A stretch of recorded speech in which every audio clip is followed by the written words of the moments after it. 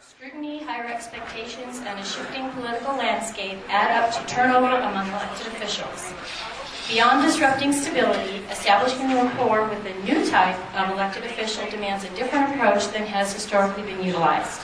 This session will provide practical, powerful, and productive tools and techniques you can immediately use to establish rapport and build effective partnerships with elected officials from all walks of life. Our speaker for this session is Patrick Ibarra, President and founder of the Mejorando Group. Patrick is an architect of innovation and entrepreneurial ideas who seeks to challenge the status quo thinking of the way we've always done it.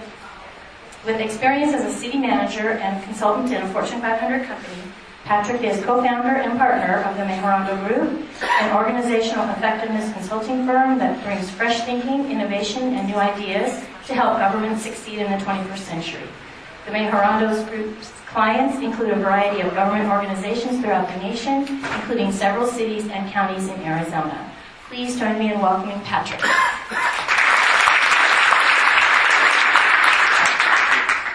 Well, good afternoon.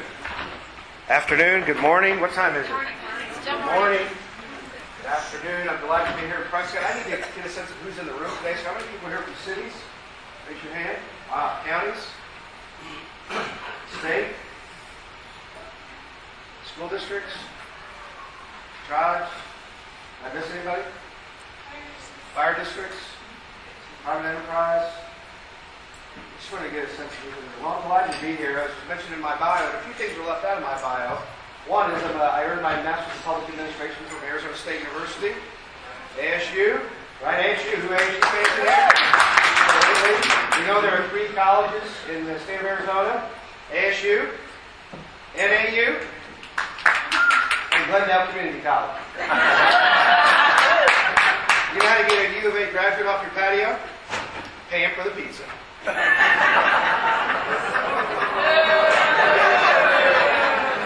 know, you can skip over the evaluation about that. Somebody told me they wanted to get a high school education, but they'd already graduated from U of A. I don't know what they meant by that. Anyway, I'm based in Glendale, Arizona, which has a hockey team for sale if anybody's interested. I'd love to talk to you afterwards. But I'm glad to be here talking with you all today. Try to make this, I talked to Mindy. Where's Mindy? Good to see her. Mindy Russell? She was sitting here, but I don't think she's there anymore. Do you? I don't see it. But then that's what her manager says all the time. I just don't see it. Anyway, Mindy and I were talking about this conference we were putting together. She was talking with the planning committee. We all do know how you get put on the planning committee, right? For a conference. You miss a meeting, and all of a sudden, guess what? And if you miss 2 meetings, they select you as an officer in the organization. Isn't that how it works? But she and I were talking about this whole subject of relationship building and elected officials in the 21st century. How many of us have seen a real tremendous shift in just the nature of local government politics in the last several years? Right? These trends are occurring. I'm fortunate. I have clients all around the nation. Tomorrow I'm in Anaheim. Wednesday I was in Peoria, Illinois. Next week I'm in Irvine. But I travel all around. You know you've been traveling too much when you call down for room service and your spouse hangs up on you. That's a problem. These issues are not just sort of representative of Arizona. We see these nationally. These are national trends. As Mindy and I talked about it, I'm going to try to provide you a perspective. I spent 15 years in city government. I'm a former city manager. I was 6'3" when I was a city manager. I was 6'8" when I was an HR director. And I was 7 foot tall when I got married. Anyway, I'm going to try to provide you a perspective. I've been in private business. I'm the Spanish for getting better all the time. We have clients all around the nation. Been in business 11 years in April. And I experienced a lot of these issues kind of not firsthand, but secondhand. Whether it's in a conference or whether it's client work in a city hall or a county building or a state office, hearing from people like you about the trials and troubles and tribulations that you're experiencing. So what I'm going to offer you today is a perspective, right? It's not factual. It's not empirically supported. It's a thought. It's an idea. It's a perspective. If anybody's interested in these slides, there's nothing ever really permanent. They'll put on the PowerPoint. Please give me your business card afterward. I'll send it to you. But what I want to try to do today is stoke the flames of your thoughts about how you're dealing with elected officials. Because that is a strain and a struggle, and I'm going to try to provide you some ideas about how to do that more effectively. First off, though, is that picture of me. Don't I look good in that? Come on, don't I look wonderful? I was photoshopped. They told me today that they were videotaping this for the for GFOAz Arizona Chapter's YouTube channel. So if you say anything, make sure and put on your radio voice, because you will be on YouTube. And that's a picture of me. I'm all over social media. How many of you have a Twitter account? How many baby boomers in the room? Raise your hand if you're a baby boomer like me. Raise your hands high. I have one message for you about Twitter. There is no point. So get past this notion that boomers are always saying, what's the point? There is no point. And I have an article up here I co-authored with Spencer Sturm that was published in GFOA Review of the fall of 2011 about building your digital game plan from a finance perspective. Because if you're not on the web using it more actively now, you're becoming less relevant. And I think your budget can be a real page turner. It's all in the message. So anyway, we'll talk a little bit about social media, because it's not a hiccup. It's here to stay. And whether you're in a rural part of Arizona or an urban part, technology really doesn't differentiate. So that's a little bit about me and my firm. First off, though, we're going to talk about the forces for change. Shifting political landscape, right? We see contraction, we see expansion. How many of you have been to retreats in the last 6 to 12 months with elected officials? Raise your hand if you've been to a retreat. How many of you love going to retreats? Spending a Saturday, some consultant up there with a bunch of butcher paper and scented markers. I'm going to invent cocktail-scented markers. So I think if I did, I'd have all of you rushing up to help me on a Saturday. I'm here. Right? But I don't do retreats. I do in advance. I work with a lot of elected officials and executive teams focusing on where you're going, not where you've been. But what's fascinating in the last few years is the sort of the dichotomy of politicians on those governing bodies. People who run that want to shrink government, right? You have some of these people in your governing bodies. They see government as the sort of antithesis of having a better quality of life.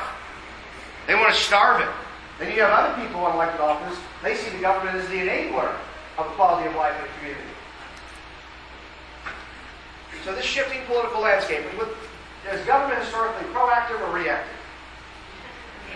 We think about it, we talk about it, we think about talking about it, we talk about thinking about it. Some people think that talking about it is the same thing as actually doing something about it. Does anybody have governing body members like that? Right? That's what me getting in shape. I mean, I'm in shape if round is a shape. Some people have a six-pack here. I actually have a 2-liter. We're great at joining the health club. We're great at joining the gym. We drive by the gym. According to my wife, we always need new outfits to go to the gym, because somehow looking better, you work out better. Well, what's the hard part? Actually working out. Actually working out. Actually going. Implementation. The change. People love change. You lay awake at night saying, can't wait to go to work tomorrow. I need more change in my life, and I love to be micromanaged. No? That's not true? We'll talk a little bit about change. But these forces, this shifting political landscape, really creates a lot of uncertainty. And in government, it prides itself on stability, doesn't it? Predictability. I asked some elected officials where I live in Glendale, and I'm sure you follow these issues here in Glendale, right? I asked them, what was Plan B? There wasn't one. What is Plan B in your organization? Is a double-digit revenue growth sustainable? What did we find out? No. How many of you have elected officials who just are waxing nostalgic about the good old days? How many of you work with people who wax nostalgic about the good old days? Well, if we just had more money. Now, I say this with love and affection to a finance group. Money is not your organization's most precious resource. Time is. You do realize there are people in your department who produce reports no one reads. Somebody might want to read that. Think about that, time and money. But the shifting political landscape, other trends, do more with less. How many of you heard that like ad nauseum the last few years? You got to tighten your belt. You better tighten that belt. We got to tighten our belt. I think it's time to change your pants. Now, in classic consulting form, I'm going to use this word so I won't disappoint you. Paradigm. There you go. I've already said it. I haven't said synergy yet. But I've said paradigm. This is a huge paradigm shift. Well, we've seen that part of the recession, part of the unemployment has come at the expense of local government. Over 500,000 people nationwide have been laid off or have left their jobs in state and local government. Do we really think those jobs are coming back? How many of you work with department directors, yourself not included, who think when your budget gets stronger, you're going to be able to go to your elected officials and get more people? How many of you are trying to fight that battle with department directors who come to you during budget time and say they need 3 more people? By the way, have you ever met a department director that never had enough people? See, I can say this to you because many of you are on the front lines of dealing with the budget. But that do more with less. Fundamentally, we've seen shifts. It's unsettling, it creates uncertainty. It's important to acknowledge that. Adverse tax climate. How difficult is it to raise taxes in this climate for the foreseeable future? How many of you actually seen your property taxes decrease? Right? I love paying rent. So the adverse tax climate, it is what it is. Do we see that going back to our elected officials? Because what's the first rule after you get elected? Important to remember. Get reelected. How do you get reelected? By saying yes. By saying yes to whoever it is that you think is important to get you reelected. Always remember that. Disruptive technology. How many of you can't wait for the next upgrade to your enterprise system because you get such positive reception from your staff? Hey, guess what we're doing this year? We're going to upgrade our technology. Then you run for your car. You do it via email on a Friday afternoon before a 3-day weekend at like 5:15, and then take the next week off. A lot of vendors out here pitching new technology, right? The funny thing about technology is the first thing you have to do is turn it on. There's a novel idea. You have to turn it on. And operationalize it. How difficult is that in our day and age? Utilizing technology. You know, the fastest growing service being outsourced by local governments, and I read RFPs every day, is IT services. Is it any shock to anybody in here that IT is being outsourced systematically? See, because many people in that profession, and I love IT people, especially when I'm speaking in front of them, but IT people are still there are still a lot of gadget people in that. They don't realize you need a technology consultant sitting right next to you to figure out how better to use technology. So this disruptive technology is a trend. Again, we're just trying to raise the awareness. This is the setting. The social media, we talked a little bit about that. Facebook, Twitter. I'm going to suggest to you, and I'm not going to go out on a limb and guarantee this, but I will say that your website that you spent so much time and money and effort supporting and updating will become less relevant in the next 2 or 3 years. Here's what I want you to do before you leave afterwards, because I know we end at noon, right? I want you to go on your phone, your smartphone, and I want you to bring up your department's website and see how long it takes, see what it looks like, see what kind of business you can transact on your phone. Finance, you're on the front lines of dealing with these social media outlets. We're past e-commerce. We're in m-commerce. It's mobile commerce. You are on the front lines of navigating that. It's not an IT, as I always advise clients. Never ask IT to update your website. That's like asking HR to update your purchasing manual. Think about it. So social media. I don't know, anybody here from Gilbert? You got one, right? They just hired their first chief digital officer, right? Dana. And they're in the process of implementing the town's inaugural digital management strategy. Yes, if you think, well, you got to figure out where you're going to go. Social media is not a temporary trend. It is becoming more important. In fact, Facebook just released last week 5 new civic engagement tools using your Facebook page. The notion of public hearings, which you all love. Who shows up at a public hearing for a budget? Come on. The gadfly, and somebody that's got something on there. So we think, well, everybody must be happy because nobody showed up. We're in a digital world. I think you all understand that. It's vastly, quickly happening. Workforce demographics, I hate to tell the group here, people are getting older. What do people take with them when they leave an organization? Besides office supplies, what else do people take with them? Knowledge. Now, I want you to think about that for a minute. Knowledge. Tacit knowledge. We've got somebody here from the city of Avondale, right? Is there an Avondale way of doing business? Absolutely. It's tacit knowledge. So this workforce demographics, how hard is it to replace knowledge? Not hard to replace people. How hard is it to replace knowledge? Difficult, right? So these are all the trends. We've got one more here. Elastic regulations. How many of you would prefer that the state legislature never meet? And try not to break your arm putting your hand up. Or the Governmental Accounting Standards Board, right? I mean, just all these, the feds, the state. It seems like they have nothing better to do than concoct new regulations to make your life harder. That's where all that gray comes from, right? Regulation. And I think they're elastic, right? It really kind of depends who's administrator. Well, there's always some bandwidth in there, some discretion. And the last one, the transformational role of government. These are all trends. I'm just raising your awareness. We could go on and on. That's not really the point of today's session. It's more about all these trends and what's the impact of this? What can you do in the face of all these trends? Anything else I missed that you think is really happening in your community? Anybody want to share? Anybody have a budget that's increasing? Because if you do, you better put out your business cards. People want to come work there. The challenge is to create a composite picture of these trends and how they're occurring in your jurisdiction. What's the impact? Who's the influence? Let's talk about your role. This is what I see based on my experience in local government and my work as a consultant. That I see this is about you. I don't care where you sit in your organization. And by the way, this may sound really simple, but I think it has a lot of relevance. That an organization chart is not how work gets done. I don't know how many times I've brought in as a consultant, somebody wants to do a reorg. Why? Because somebody just bought Smart Draw, so they want to figure out how to use it. Or they got a personality problem in a division, so they want to compensate for it. So let's reorganize. We don't know what else to do. Let's move the chairs on the deck of the Titanic. We're still going down. We just have a better view. An organization chart is how resources are deployed, not how work gets done. Well, let's go clockwise here. This is an obvious financial manager. That's part of your role, correct?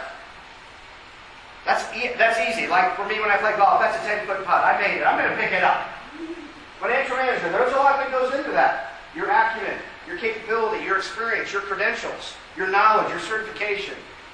But is that enough in today's world? And I would say to you, has that ever been enough for you to be effective in your role in the finance profession? Because isn't the ultimate measure of your effectiveness is how much you exercise influence? Because if you're not influencing better outcomes, it's not about control, it's about influence. This is a challenge, I think, for anybody in an administrative support role, whether it's finance, HR, IT, purchasing, anybody in that role.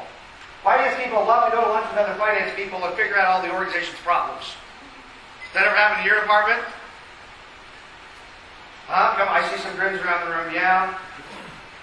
How about the language that you use? If you show up at a meeting and you're speaking financialese and people can't understand you, what does that do to your influence? Think about that. Now, in your profession, you have your own shortcuts, right? You have your own nomenclature. You have your own vocabulary. But something important to remember as a financial manager is you're not the audience for your message. What do we always tell people when they're about to make presentations to a governing body? When does the presentation really begin? When you say, thank you very much, are there any questions? Think about that. You are not the audience for your own message. It's easy to get lost in the numbers. Budgets, financial reports, but really what is it saying? What are the patterns? What's the story you're telling? Isn't that really what you're trying to do? Is translate data into a meaningful way with context and tell a story? It's easy to get lost in the numbers, but I think that's part of being an effective financial manager. Absolutely, there are elements of what you do on a daily basis within the finance department that are important in how you reconcile numbers, how you capture numbers, how you move information around. But is that really going to be a measurement of how effective you are as a financial manager? Second role is the catalyst. You're here at this conference and your staff was thrilled. They called up the board members and they said, can you keep them all on next week because we get so much work done while they're at a conference. But don't let them come back and say, oh, we found this consultant who's reasonably priced and available. Because the people are ready to wait you out. They say this when you come back from the conference. Hey, how was it? How was the buffet? How was the golf? How was the session? That's fascinating. I was busy here handling your work while you're up there joyriding on some sort of junket. And I got to get back to work. And whatever you do, if you're in a management role, you should never be left in charge of transferring people on the telephone. Because all you will do is cut people off. You'll never put somebody in. You always tell some manager they're handling the phones. They've got like a wet bar in front of them and they're just trying to figure things out. It's overwhelming. Well, think about that, what you are as a catalyst. I hope that each of you at your next staff meeting next week are going to highlight the 3 or 5 most important elements you're taking away from this conference to share with your staff. Because part of your role, regardless of your title, I think to be effective, is you need to see yourself as the educator in chief. You need to lubricate people's minds short of enjoying happy hour. Because ultimately, we've heard this for so many years, I'm just giving you a different take. You're sort of the fitness trainer to people's brains, aren't you? What happens when people stop learning? What happens to an organization? What does that breed? You tell me. What happens when an organization stops learning? Atrophy. Atrophy, which leads to what? Losing your job. Inertia. Not always. Some people that work hard enough just so they don't get fired. Go see the movie Office. And of course, the consultants in that movie are inaccurately represented. I teach a graduate course at ASU on organizational change, and part of the requirement for the syllabus is they have to watch that movie. Yes, since sometimes they always long for, well, honey, I got to watch a movie for class. But this notion of catalyst, how do you lubricate people's minds? How do you keep people poised? I just wrote a blog called "Who's in Charge of Adjusting Your Organizational Thermostat?" Because working in your office should not be like shopping in the mall. It should not always be 76 degrees where it's always comfortable. Because what does that breed?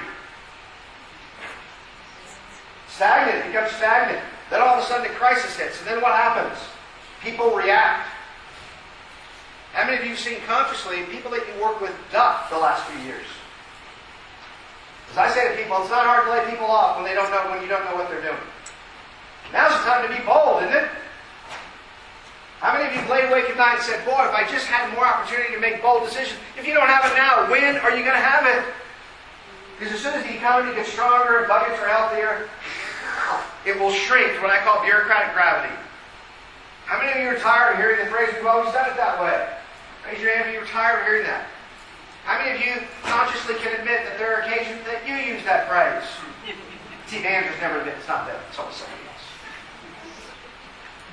Changing that approach, being a catalyst, never letting people get too comfortable, keeping them poised. That's part of your role. I don't care what title you have, where you sit in the org chart, if you go to the executive team meetings. How do you keep people poised?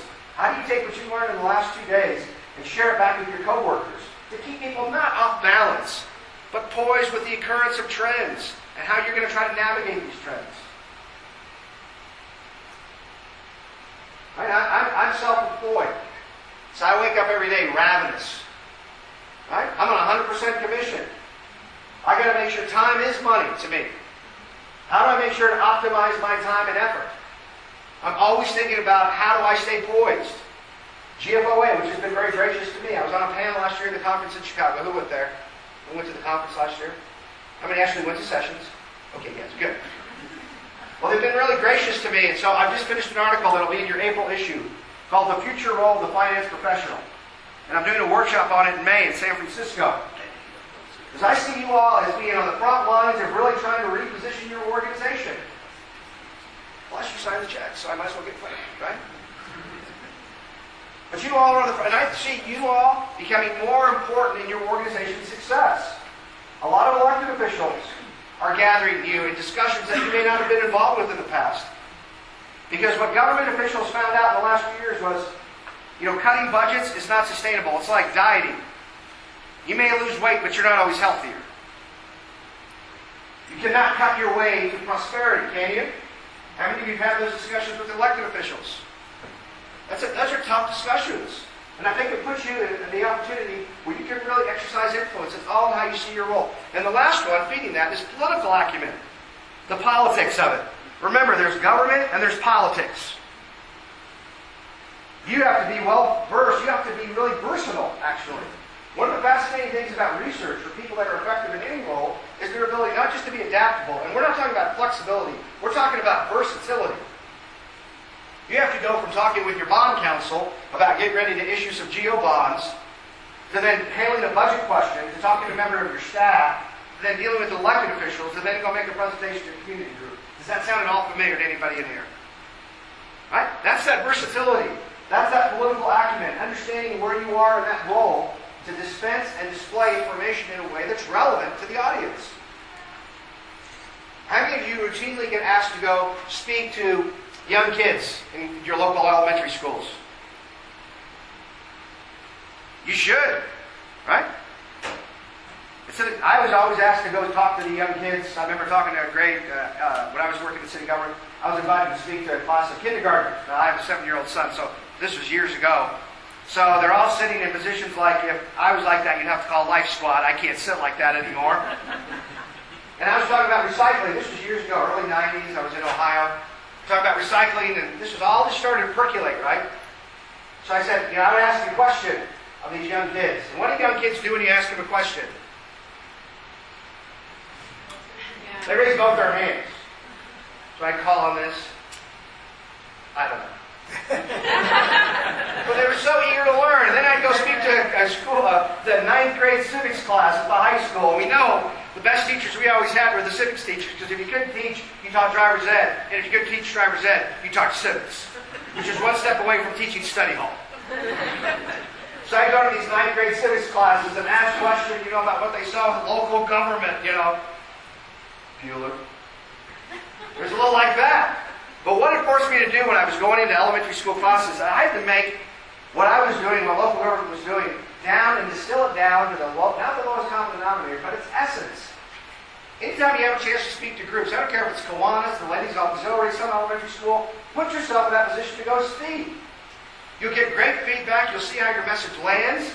It helps you polish up not just your speaking capabilities, but your political acumen of understanding how it's being received.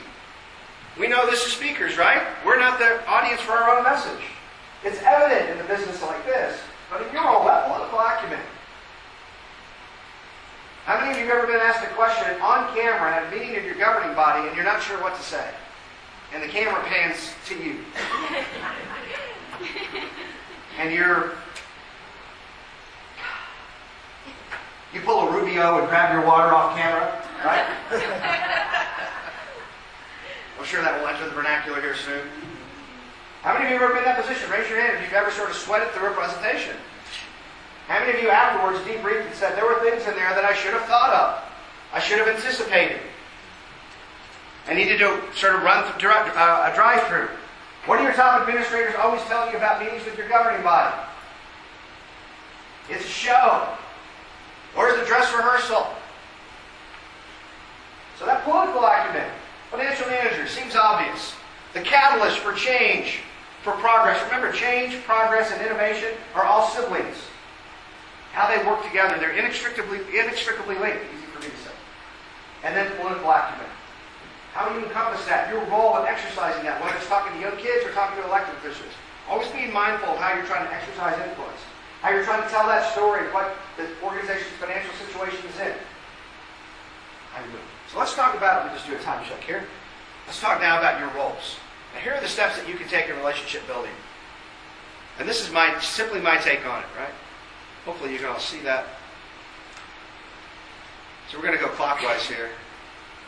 Clarify expectations. How do we communicate? How many of you work in communities that residents have high expectations? Unrealistic expectations. Come on, the door's shut. I mean, this will be on YouTube, but how many of you work with for administrators who have unrealistic expectations only on days that end in Y? Come on. How many of you have elected officials who have really unrealistic expectations? Come on, of course. How many of you rather work in an organization where people have low expectations? Not fun. If you've ever worked in a place or a community or organization where people have low expectations, they set the bar at their ankle, step over it, break their arm, congratulate themselves. Called low self-efficacy. Clarifying expectations. How are you Well, we always have high expectations of people, don't we? Of course. How do we communicate those? Well, she didn't do what we wanted, so I gave her a really dirty look. She got the message. How do you clarify expectations? How do you articulate your expectations? Something to think about. And you're not running for office here, so don't tell me, well, I expect to be honest and credible and trustworthy. And you're not running for office. How do you articulate expectations to your staff, to yourself, to others? Some of you may have been on doing some interviewing in the last several months. You may be in the future. Some of you, I imagine everybody in here has been on an interview panel. Anybody ever been in here been on an interview panel? Raise your hand if you're on an interview panel. How many of you base on attending another jurisdiction's interview panel on how good of a lunch they served the last time you were there? Come on. Some other jurisdiction called you. Hey, we really need you here for 2 days to interview for a finance manager position. Can you be on the panel? And you think, see, the last time we were not happy hour. They had hot food for lunch. It was something nice. Yes, I can be there all week. Somebody else calls you from another jurisdiction. You slept in a camper. You were on a per diem. They rolled in cold cuts. I can't make it. None of you are based on that. About interview panels. So about expectations, I'm just trying to give you a food for thought about expectations. How do you articulate them to a candidate in a position? Now, I served on I don't know how many interview panels when I was in government, interviewed over 1,000 people, lost a lot of brain cells from all those council meetings, tried to compensate for that. But we would ask people questions like this. Candidate come in, we're on the panel here, very esteemed, over our name tents in front of us, occasionally mix them up just to throw the candidate off.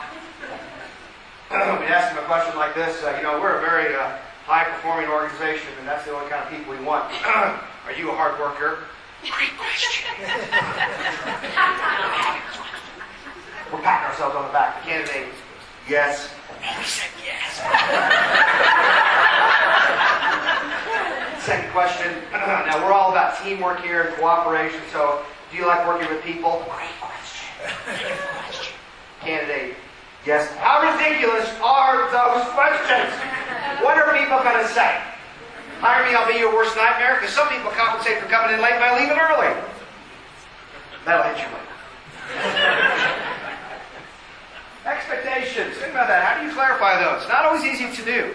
Second role is governing goals. What's the governing body's goals? How do you build relationships with them about what those goals are? It's tough to have a 5-year plan on 4-year election cycles. We know that.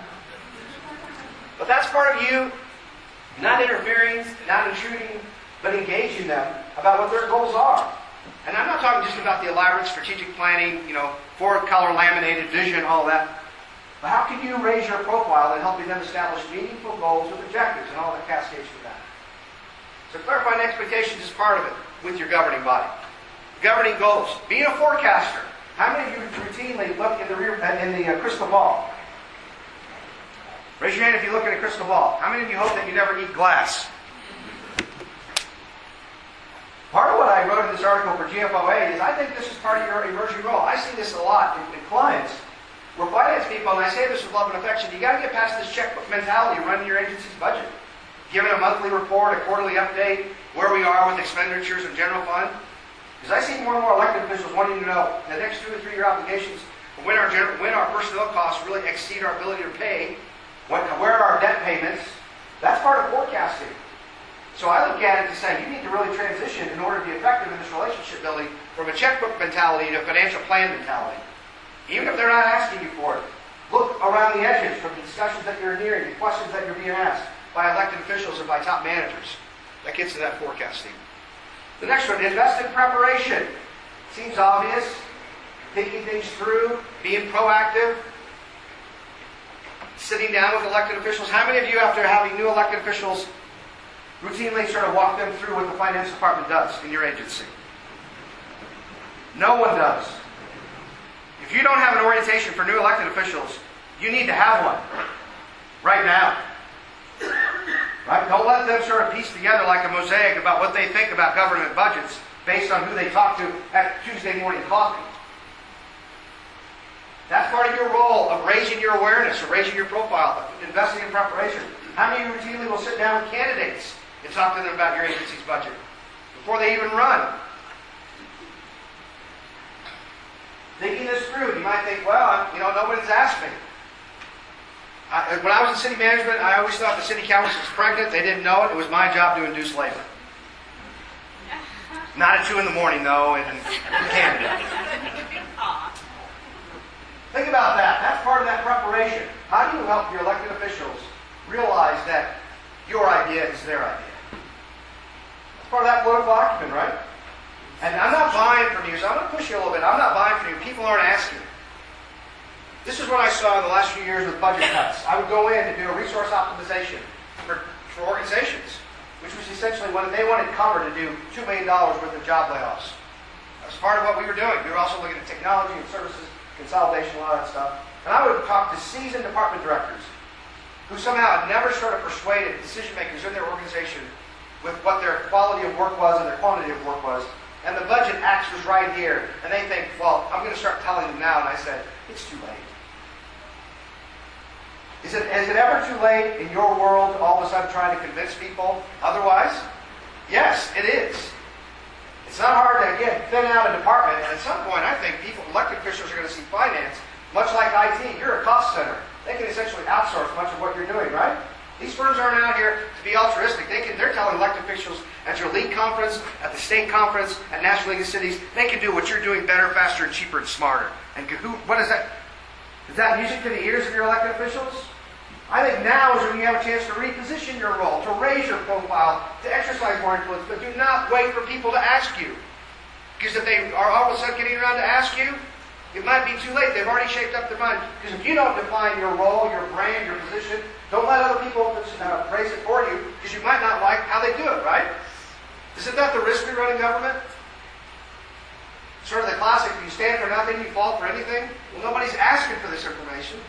I'm sharing with you, I think this is all part of the trend that we're seeing with elected officials throughout the nation. They are asking for it. They're just not sitting down with you and saying, this is what I need, but look at the clues. Listen to the questions. Keep your ear to the ground, formally and informally. And that's that preparation, thinking about it, preparing for it. The next one is remember the audience, something I shared today. Who's the audience for your message? How do you tell that story?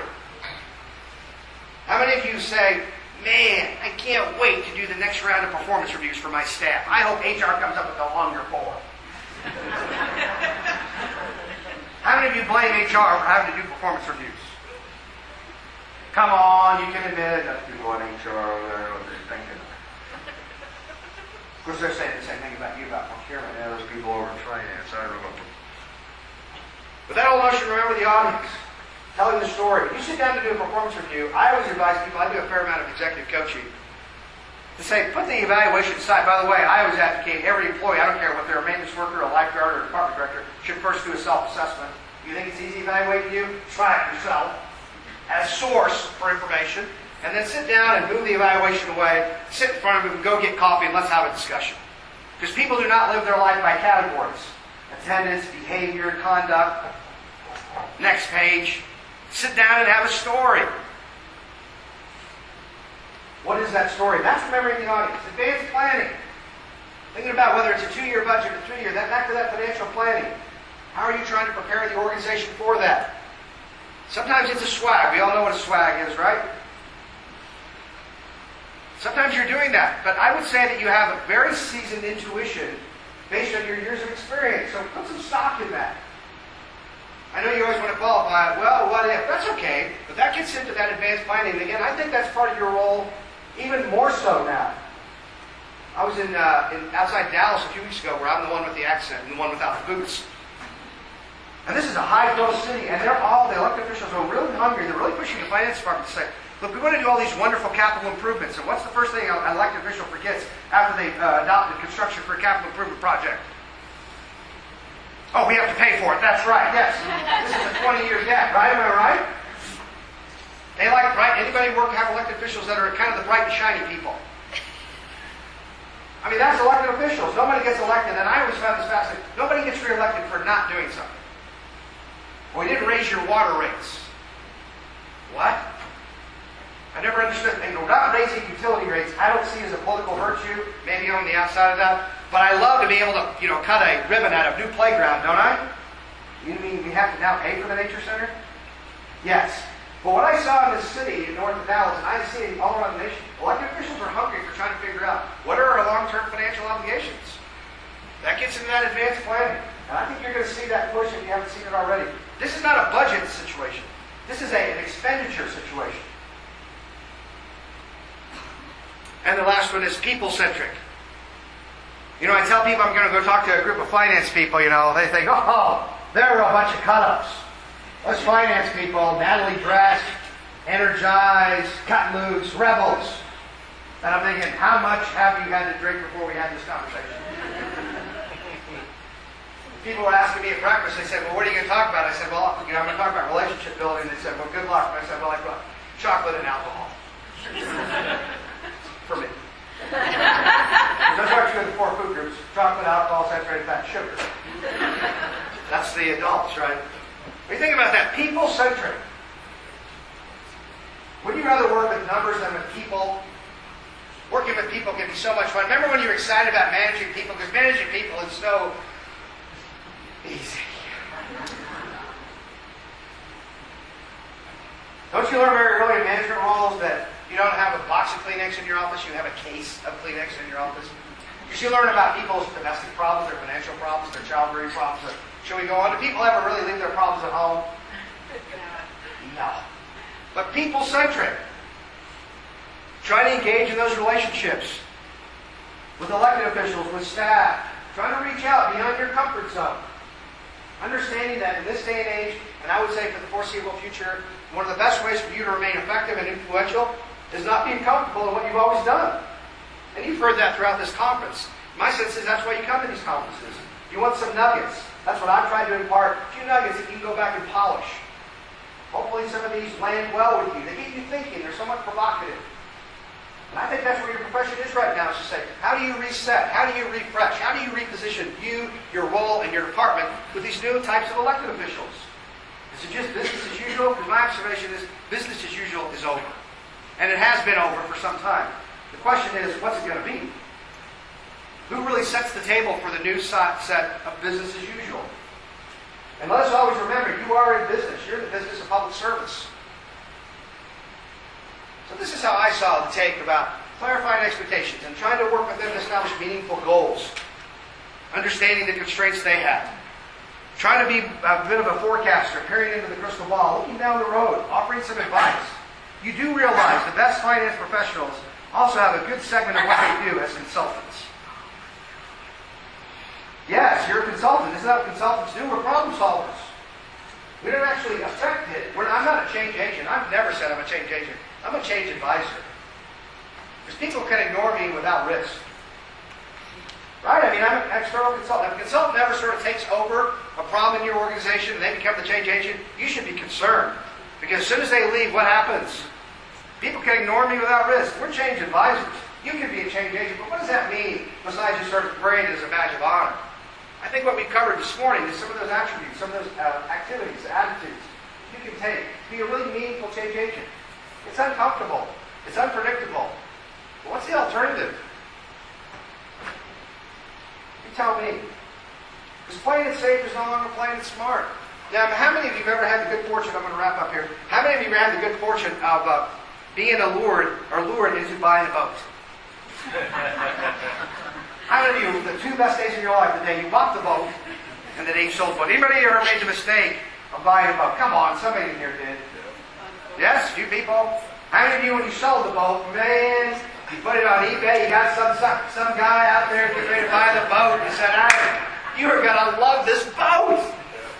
Yeah? Oh, man, you're going to be on every weekend. Would you tell me, what are boats made for? Fishing. Are they made to stay in the harbor, or are they meant to be out on the high seas, out in the water? Think about this. Think about yourself, your career, your role, your department right now if you were a boat. Hopefully not a cruise ship. That's a whole other story. They got a little PR damage to do. Think about that. Your department, your career, your role as a boat, it seems very comfortable to stay in the harbor, right? But that's not what your intentions are. And the challenge we have right now in local government is people aren't going to let you stay in the harbor, baby. You're out in the water. You're out navigating those choppy waters.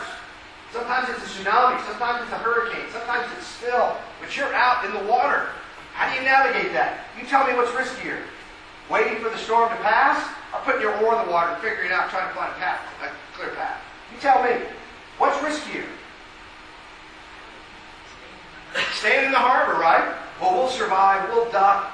They can't ever sort of reduce the finance department. They'll always need us. Remember that, right? Is that true? No. I mean, that's not a scare tactic. That's recognizing the situation and the circumstances in which we live are, in some respects, unprecedented. And that transformational role of government. And elected officials will come and go. The trends will shift. But how do you make sure and not sort of wait and be proactive instead? So some thoughts. And I apologize for my voice. I started losing getting a cough last time to drive up here. But I just want to wrap up with a little bit about my firm, a little shameless marketing. I have some articles up here. Nothing to sell, no books yet. This is free stuff. I'll take 10. And I covered up the book. I don't know how that happened, but this is free stuff. It Anyway, there's articles up here I've written for GFOA and ICMA and some market information on my firm. I do a fair amount of work in Arizona around organizational effectiveness. Some of my clients are in the room, so leadership development, executive coaching, facilitation for elected officials and appointed officials. I'd love to have a conversation with you about what your opportunities are and where I can be a resource. One of the things, people ask me what I miss most about serving in local government. I've been gone almost 14 years. I don't miss council meetings. Does anybody miss? No. What I do miss is working alongside terrific people like you. I always thought it was a calling, a lot of intrinsic reward. We have to remember public service is a noble profession. And when you forget that, get out. And it's easy right now to pick on public servants, isn't it? And I'm out there every day speaking, writing, blogging, social media-fying, consulting, always trying to be an advocate for the impact that you have about building a better quality of life. Because the way I see it, local government, government at all levels, you're the protagonist for a better quality of life. Time to take a stand, baby. And that's what we should be trying to do every day. If we don't stand for it and push that and be an advocate for that, who is? Time to be more of an activist. Time to take on a higher profile. But again, that's part of being in the storm. You're already out there, finding a port in the storm. So I appreciate your time and attention this morning. I appreciate all the work that you do. I know for some of you, for many of you in your profession and your organization, it's a thankless job. But I appreciate it. I don't care if you're cutting checks, cutting permits, or cutting grass. You make a difference every day in people's lives. To help them lead better lives. Always remember that. And I hope today, in my remarks, and I'm going to step off here and I'll be around a little bit, I hope today's remarks got you thinking a little bit differently about your role, the opportunity, added a few new nuggets to your repertoire of your capability, and ultimately, in the spirit of Mejorando, helps you get better all the time. Thanks very much. Enjoy the rest of the conference and have safe travels back home.